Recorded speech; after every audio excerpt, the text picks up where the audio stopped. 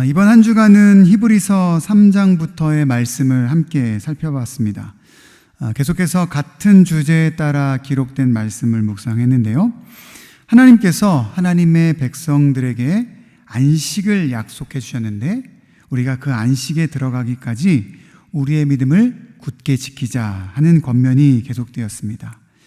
그리고 우리가 붙잡아야 할 믿음은 바로 예수 그리스도시다라는 것을 교훈하면서 예수님이 우리의 큰 대제사장이 되셔서 우리의 모든 것을 공감해 주시고 도운다 하는 내용도 우리가 함께 살펴보았습니다. 특별히 히브리서 3장부터 오늘 본문까지 이 주제를 교훈할 때 히브리서 기자는 경고의 방식으로 교훈을 했다는 말씀을 드렸습니다. 출애굽 세대의 백성들이 하나님의 역사하심을 보고도 안식에 들어가지 못했다라는 예를 보여주었고, 그래서 그러한 길로 가지 않도록 우리가 하나님에게서 떨어지지 않도록 주의해야 한다라는 경고로 교훈을 했습니다.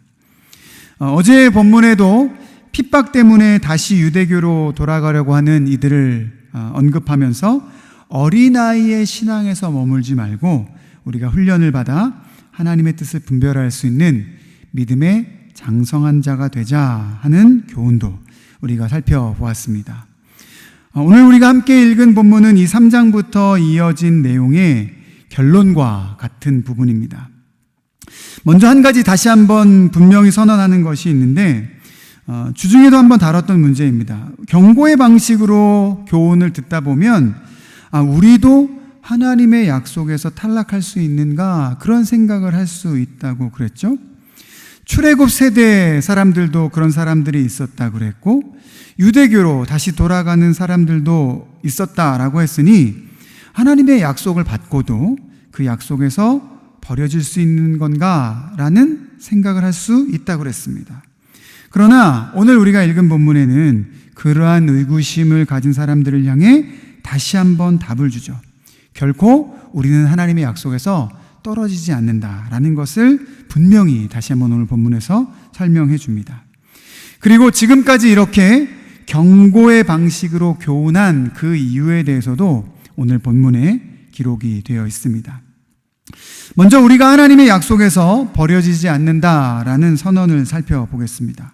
9절 말씀입니다. 사랑하는 자들아, 우리가 이같이 말하나 너희에게는 이보다 더 좋은 것, 곧 구원에 속한 것이 있음을 확신하노라. 쉬운 성경 번역에 보니까 이렇게 번역을 했습니다. 사랑하는 여러분, 우리가 비록 이렇게 말하고 있지만 여러분이 구원을 누리게 될 것을 확신합니다. 경고의 메시지로 말했지만, 하나님께로부터 떨어져 나간 자들이 있다라고 말했지만, 지금 말씀을 읽고 있는 우리는 이 첫 수신자들 뿐만 아니라 지금 우리도 포함되는 거겠죠. 우리는 구원을 누리게 될 것을 확신한다라고 히브리서 기자는 선언합니다.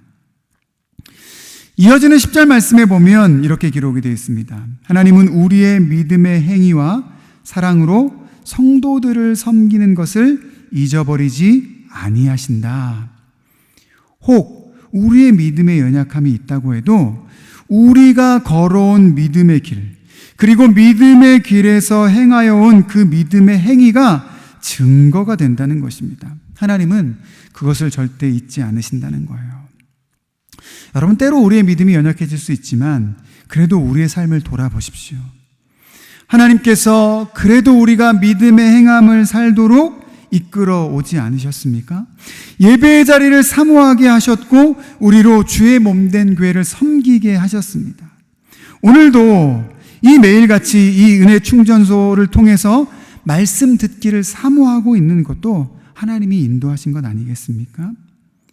하나님이 이렇게 우리를 믿음의 길을 걷게 하셨고 우리 안에 행하게 하신 그 믿음의 행위를 하나님은 절대 잊지 않으신다는 거예요. 여러분, 하나님이 이렇게 약속하시는데도 우리가 너무 겸손해서 그래도 나는 하나님 앞에서 행한 것이 아무것도 없습니다, 그렇게 생각하고 말할 수도 있습니다. 혹 그러한 자들이 있을까? 이 히브리서 기자는 다시 한번 구원이 하나님의 약속이 확실한 것임을 다시 한번 설명합니다. 13절 이하에 보면 아브라함에게 약속하신 것에 대한 이야기를 하는데요, 14절에 보면 반드시 너에게 복주고 복주며 너를 번성하게 하고 번성하게 하리라 하셨더니 이렇게 약속을 하시고 나서 그 이후에 보면 이 약속은 하나님이 스스로 맹세하신 것이다 라는 표현을 합니다. 원래 맹세는 자기보다 큰 사람에게 하는 것인데 하나님은 하나님보다 높은 대상이 없기 때문에 하나님은 스스로 맹세하심으로 보증하셨다는 거예요. 이 표현 안에 담겨져 있는 의미가 무엇입니까? 하나님이 맹세하셨다는 것 자체, 하나님이 약속하셨다는 것 자체가 결코 변하지 않을 약속이라는 것입니다. 우리의 행함이 중요한 게 아니고, 우리의 믿음이 중요한 게 아니고, 우리의 믿는 바가 중요한 것이 아니고, 하나님이 우리를 구원하시고 복주시겠다고 한 그 약속 자체가, 하나님이 맹세하셨다는 것 자체가 가장 확실한 약속이라는 거예요. 여러분, 하나님의 구원은 하나님의 약속을 절대 흔들리지 않습니다. 어린아이와 아빠가 손을 잡고 걸어가는 것을 상상해 보십시오. 누가 더 손을 굳게 붙잡고 있겠습니까? 어린아이는 내가 아빠의 손을 굳게 잡고 있다라고 생각할 수 있지만 사실은 아빠가 붙잡고 있는 거죠. 아이는 손을 놓쳐서 넘어질 수도 있습니다. 그러나 넘어질 것 같은 순간에도 아빠는 아이의 손을 굳게 잡고 넘어지지 않게 해주죠. 하나님의 구원은, 그 구원의 약속은 바로 그런 것입니다. 때로는 우리의 믿음이 약하고 흔들려서 넘어지는 것 같은 때가 있을 수 있습니다.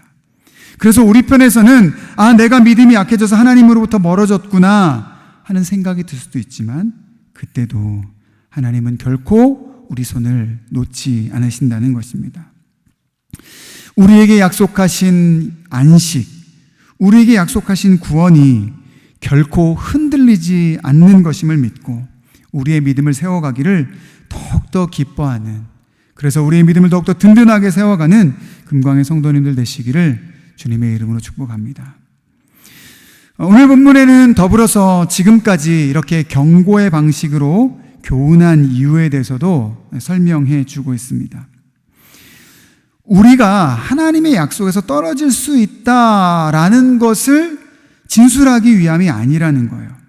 11절 말씀에 보면 우리가 간절히 원하는 것은 너희 각 사람이 동일한 부지런함을 나타내어 끝까지 소망의 풍성함에 이르러 부지런해지자는 겁니다. 우리의 믿음에 있어서.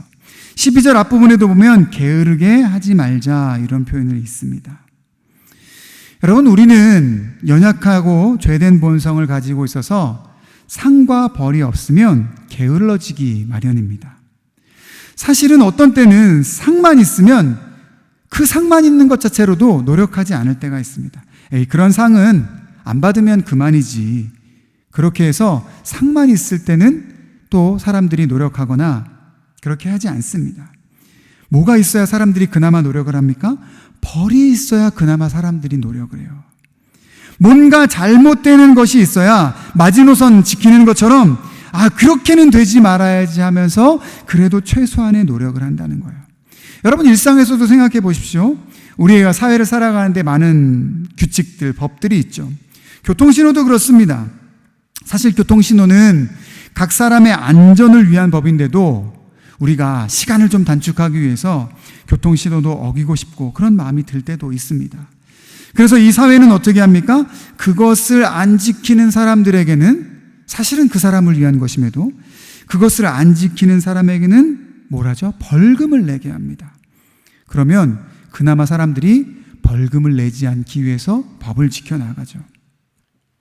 사실 부끄럽고 안타까운 일입니다만 우리가 약하고 악하기 때문입니다. 히브리서 기자가 계속해서 경고의 방식으로 교훈한 것은 이유는 무엇이겠습니까? 우리의 연약함을 알기 때문에 그러했던 것입니다. 그렇게라도 우리의 믿음을 지키고 자라가게 하는데 부지런하게 하기 위해서 그러한 경고의 방식으로 교훈한 것이죠. 히브리서 기자의 권면대로 우리에게 주신 약속을 얻기까지 부지런함과 게으르지 아니함으로 주님을 따르고 주님을 잘 섬겨나가는 우리 믿음의 성도님들이 되시기 원합니다. 또 한 가지 이유가 있는데 경고의 방식으로 교훈하는 것은 인내하기 위함이라는 것입니다. 12절, 믿음과 오래 참음으로 말미암아 약속들을 기업으로 받는 자들을 본받는 자 되게 하려는 것이라. 오래 참음으로 말미암아. 경고가 있어야 흔들리지 않고 끝까지 갈 수 있기에 이런 경고의 방식으로 교훈했다는 것입니다. 여러분, 사실 하나님의 말씀을 읽다 보면 우리를 책망하는 말씀들이 많이 있습니다. 그래서 때로 믿음 생활을 오래 했어도 우리를 책망하는 말씀이 들려질 때 우리의 마음이 불편할 수 있죠. 그러나 경고가 있어야, 책망이 있어야 우리는 부지런하고 게으르지 않게 됩니다. 책망이 있고 경고가 있어야 인내의 마음도 가질 수 있는 것입니다. 여러분, 우리가 더욱더 믿음이 성숙해지기 원하는 것은 우리를 향해 주시는 경고조차도 우리를 온전하게 세우시기 위함임을 아는 그런 사람들이 되길 원합니다. 하나님의 경고에도 책망에도 불편한 마음이 아닌 감사의 마음을 가지고 그 경고를 통해 우리의 믿음을 더욱더 굳건하게 세워갈 수 있는 그런 지혜를 소유하시는 금광의 성도님들이 되시기를 원합니다. 오늘 본문 마지막 부분인 19절 말씀에 보면 우리에게 주신 소망을 영혼의 닷이라 그렇게 표현합니다. 여러분, 닷은 무엇을 하는 물건입니까? 배가 한 곳에 떠 있거나 멈추어 있게 하기 위한 도구입니다. 그래서 보통은 무거운 쇠에 줄을 달아내리고 그 배를 그 줄에 묶어두는 것이죠. 왜 배가 닷을 사용하겠습니까?